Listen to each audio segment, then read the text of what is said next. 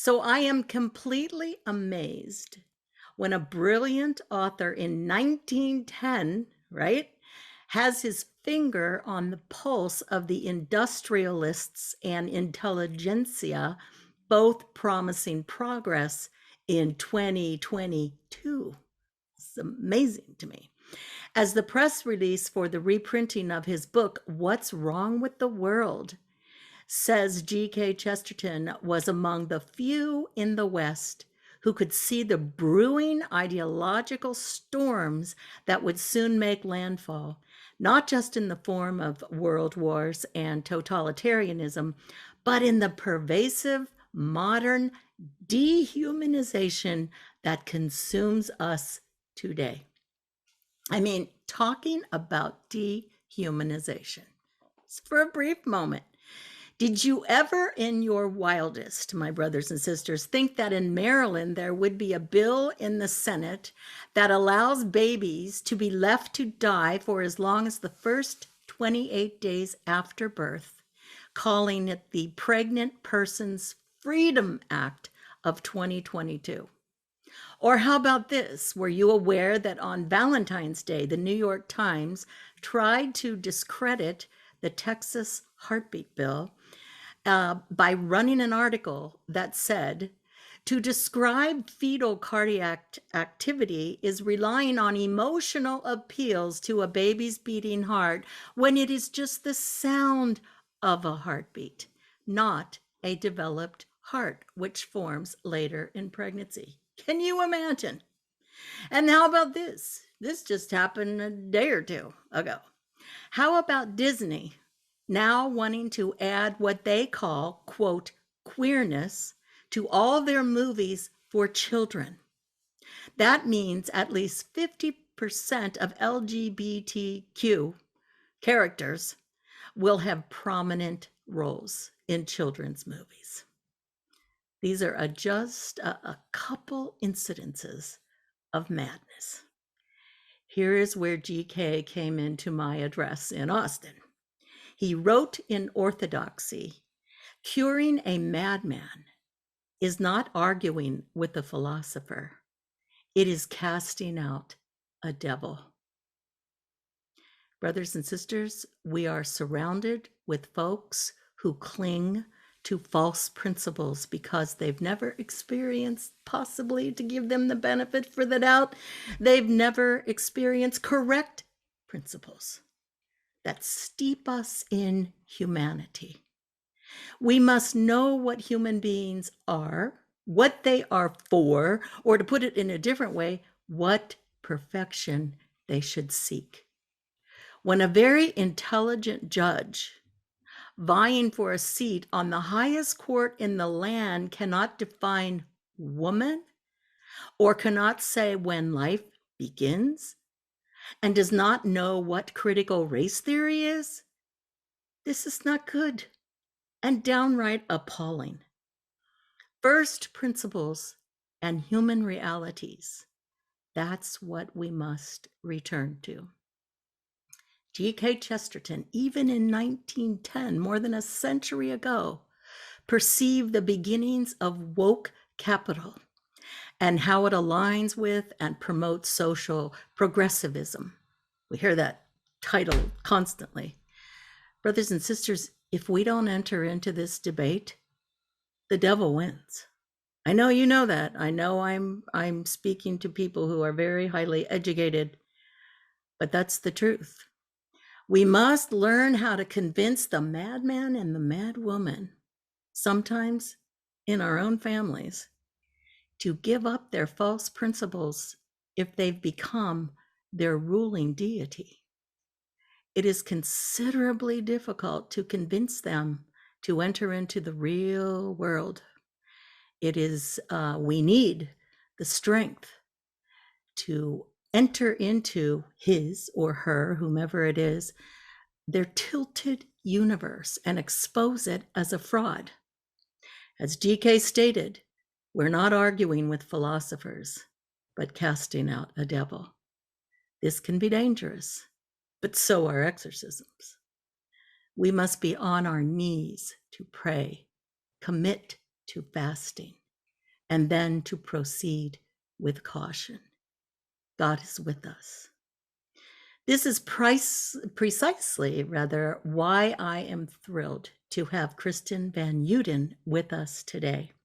Kristen serves as an author spokesperson at Sophia Institute Press, one of my favorites. She received her MA in history from the College of William and Mary and her BA in history and Russian from St. Anselm College. She studies the persecution of Catholics under communist regimes. No kidding. She has been featured on a wide range of media platforms, including Coast to Coast AM, The Federalist, and the Catholic Faith Network. So, Kristen, it is wonderful to have you with us on the show today. Thank you so much for having me, Barbara. It's great to be here. Kristen and I are talking about G.K Chesterton's reprinted book by Sophia Institute Press. They do such great work. I really love them. I think I've said it a few times, but I really do. The book we're talking about is What's Wrong with the World. And it's very clever. It's, if you read GK, it really is something to just kind of absorb, and Kristen definitely has absorbed it. She really knows what she's talking about.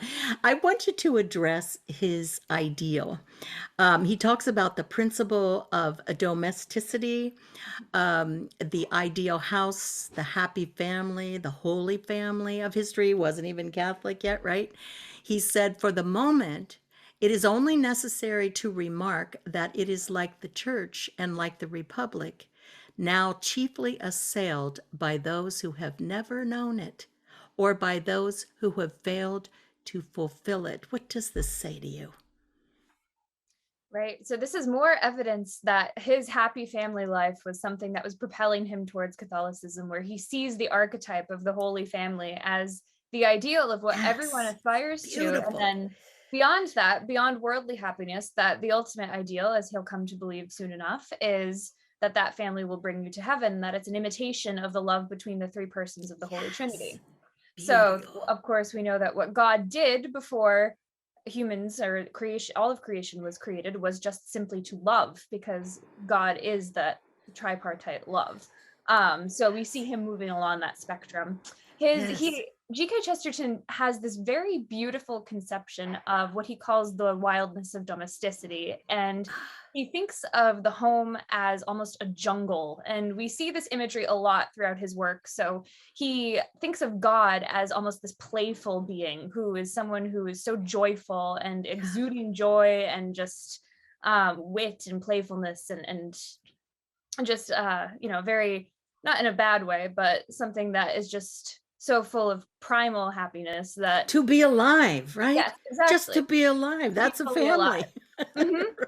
Right. And so he talks about how men, you think that when they go out into the city to go to their job, that is the time where they're having wildness in their life. But no, in fact, G.K. Chesterton says quite rightly, I think, that that is a time for stultification and boring statistics, and it's the same Amen. routine every day. And especially with industrialization, you are walking into sometimes you don't even know why you have color vision, because your office is so just gray in Manila, and Yep. the factory, of course, even more mundane than that. But at home, you are just a human being. And he has this idea of woman as he calls her, the great amateur. So instead of being a specialist, which is something that was born of industrialization, a man's job would be just to put a certain part into the machine over and over and over again. Yep. Instead of being a specialist, she has to be a little bit good at everything instead of really good at one thing. So he Yes. says here on page 98 that she should not have one trade but 20 hobbies. She, unlike the man, may develop all her second bests. And he says that her staying within the realm of the home allows this, because he says women were not kept at home in order to keep them narrow. It's not an oppressive method. On the contrary, they were kept at home in order to keep them broad. And I just think that's really beautiful because I've always, Beautiful. even personally felt like I want to pursue all these hobbies and you want to Yeah. learn baking but not be a professional baker, and teaching Yes. but not be a professional teacher, etc. And when you think of the role God given of a wife and mother, that is what it is. You have to feed Yes. the children, teach the children and your husband, Yes. keep the house, have interesting conversations and side hobbies, but you don't have to do any of that competitively. And Right. that's what he wants to protect in women. Yes, yes. But because once woman decides, or women in general, decide that a career is going to fulfill all of these things, Mhm. she ends up being very, very disappointed, I would think. Right, exactly. And especially when you consider that, I mean, he's not at this point yet, but our ultimate happiness is in God. And so anything that you place as an idol above God will just be a dim joy compared to that which we are Yes, promised. So, yes, especially something such as a career that is very transactional, he thinks is antithetical to the just natural nature totally. of a woman. Yep. And I love how you bring this up, that he actually says himself that the only certain rule on this subject is to always deal with woman and never with women. So again, restoring the dignity and personhood. And this Yes. next line I thought was hilarious, where he goes, every woman is a captive queen, but every crowd of women is only a harem broken loose. So, He should um, go to a woman's march I today, know, right? right? He would see that harem and then some. Oh my goodness. But he's Yes. particularly addressing here the suffragette question, which was Yes. happening in Yes. England at that time, where we kind of take that for granted today. But he felt that that question was very much tied up in these natural roles, and so he that's very much on his mind as he's writing these chapters. It's beautiful. And he had such high praise for women, really, when you think about it. I just think that I was happy. I was happy to see that. I really was. Um, I love how he wrote, theology is not, as some suppose, expunged as an error. It is merely concealed like a sin. How did this sentence speak to you? The theology, this is why Chesterton always would neglect the role of philosopher, and he claims over and over again that he is not a philosopher nor a theologian, that he is, as he's come to be known, the apostle of common sense, right? Yes, yes, he So is. I think in this particular sentence, it's concealed like a sin. It's almost an embarrassment of theology, of something that you know to be objectively true, but almost unwilling to express it as such, due to lack of confidence or something like that. But he, in his mind, what is true will become apparent through living. And so a program, another one of his great quotes is, let your religion be less of a, I think, doctor, less of a philosophy and more of a love affair. And so that is really the approach that we see him taking here, which of course he would never, once he became a Catholic, espouse heresy or deal with syncretism of any kind. But he accesses the truth through his living and through Yes. empirical and self-evident truths of nature that, Which um totally makes sense when you think about it, because the law is written on your heart, right? exactly, You have exactly. that sense of what is right and that sense of what is wrong. So, yeah, he's brilliant. He's so brilliant. Well, I also thought of it as like Bishop Sheen says, there are not 100 people in the United States who hate the Catholic Church, but there are millions who hate what they wrongly perceive the Catholic Church to be.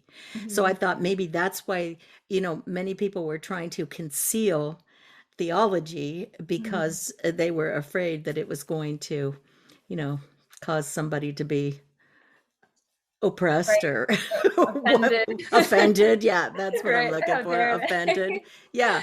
Right. And So, that's one of Satan's greatest campaigns, is to misconstrue the true nature of the oh, Catholic Church. oh, And really what he's yes. doing is getting you to believe lies about yourself, as he did to Adam and Eve, that, you will be Yes. happier if you listen to me and follow the false promises of knowledge. And Yep.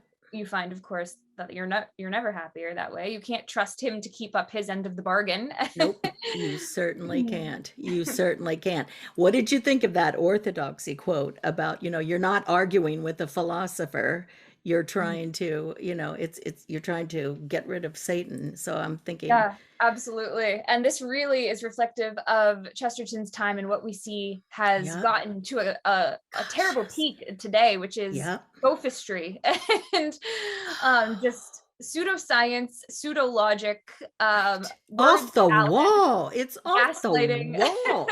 Gaslighting, you Yeah. name it, you know? Mhm.